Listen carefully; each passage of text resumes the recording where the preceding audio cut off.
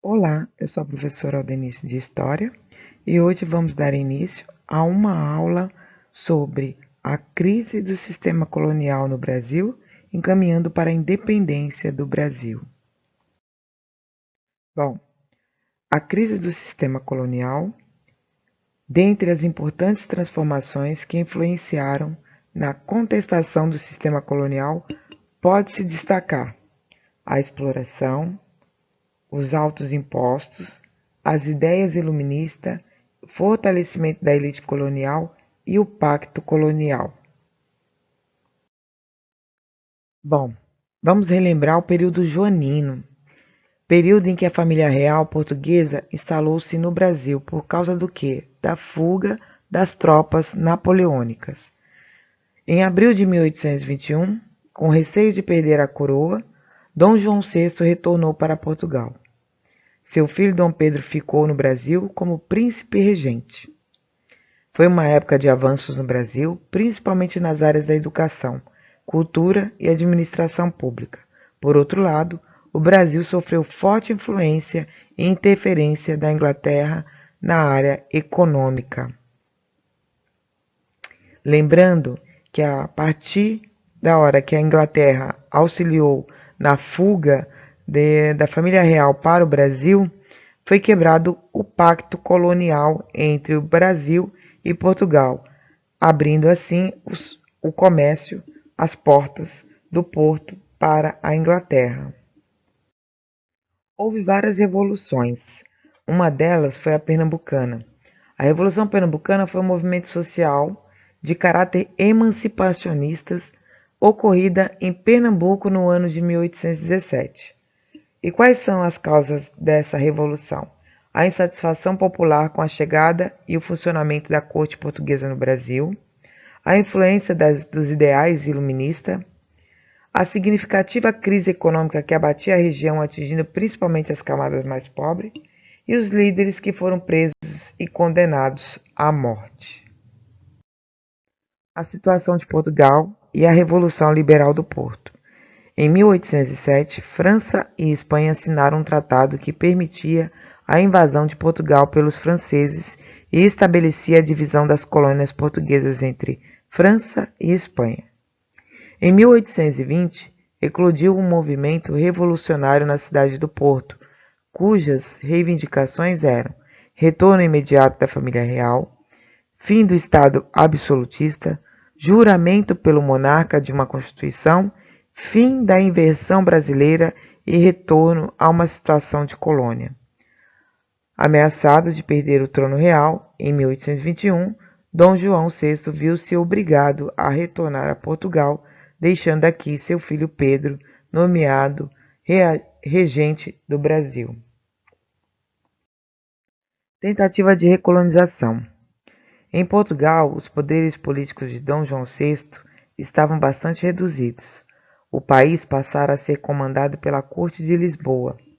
O plano da Corte era promover a recolonização do Brasil, reconquistando para a burguesia metropolitana seus antigos privilégios comerciais. Em 9 de janeiro de 1822, Dom Pedro I recebeu uma carta da Corte de Lisboa, pedindo para que ele retornasse a Portugal. Dom Pedro negou-se e disse para o povo brasileiro: se é para o bem de todos e felicidade geral da nação, estou pronto, digo ao povo que fico. O processo de independência. Após o dia do fico, Dom Pedro tomou uma série de medidas que desagradaram a metrópole, pois preparavam caminho.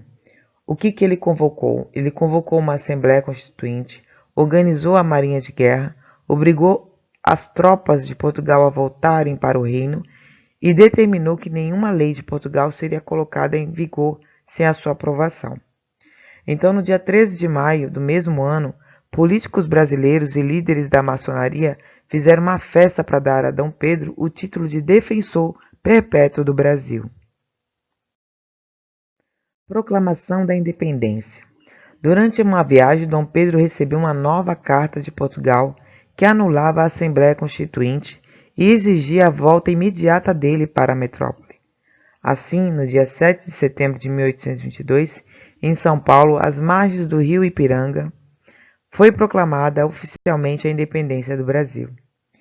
No mês de dezembro de 1822, Dom Pedro foi declarado o imperador do Brasil. Os limites da independência. Para ser reconhecido oficialmente, o Brasil aceitou pagar uma indenização de 2 milhões de libras esterlinas a Portugal. Para isso, pediu um empréstimo à Inglaterra, fato que iniciou a dívida externa do Brasil.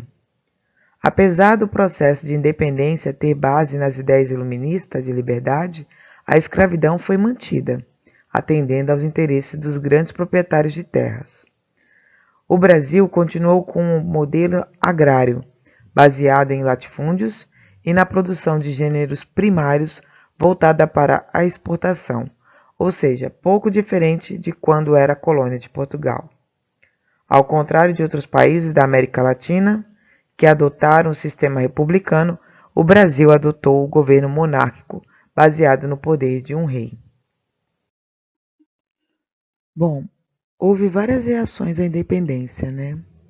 A concretização do processo de independência não causou mudanças significativas na estrutura política, econômica e social do país.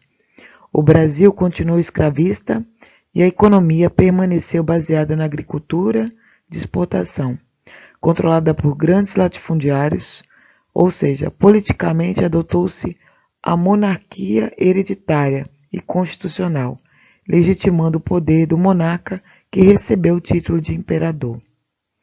Alguns grupos se posicionaram contrários à concretização da independência, em especial comerciantes e militares portugueses, antigos funcionários da coroa e políticas locais, fiéis a Portugal, que desejavam a continuidade do modelo colonial para manter seus privilégios.